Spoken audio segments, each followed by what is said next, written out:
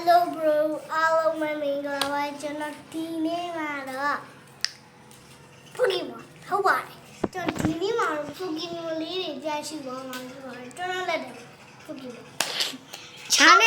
ဒါနဲ့ကျွန်တော်ကလေးတွေတွားယူပေးပါဟုတ်ကဲ့ အိမ်နဲ့ထုတ်ကြပါလေ Hello တင်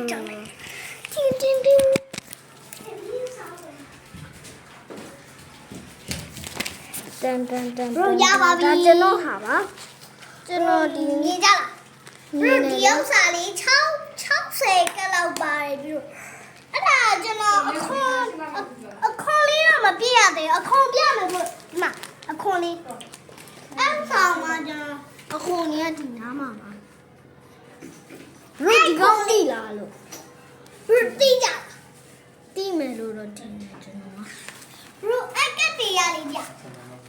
ဒီနိုင်ငံမှာအရှားပါဆုံးကတ်တယ်မပြောတာကျွန်တော်ဆိုရင်လေဖီကာကျူးတွေရတယ် Bro ပြမယ်နော် ဒါကျွန်တော်ကတ်တယ်ပါ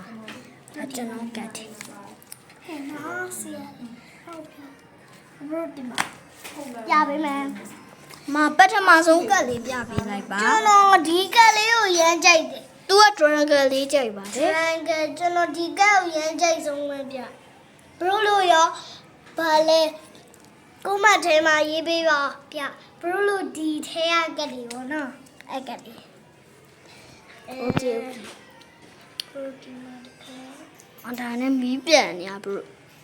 မိုက်ကြီးအဲ့တော့တော့မကြည့်နဲ့တော့မီးပြန်နေခဏလေး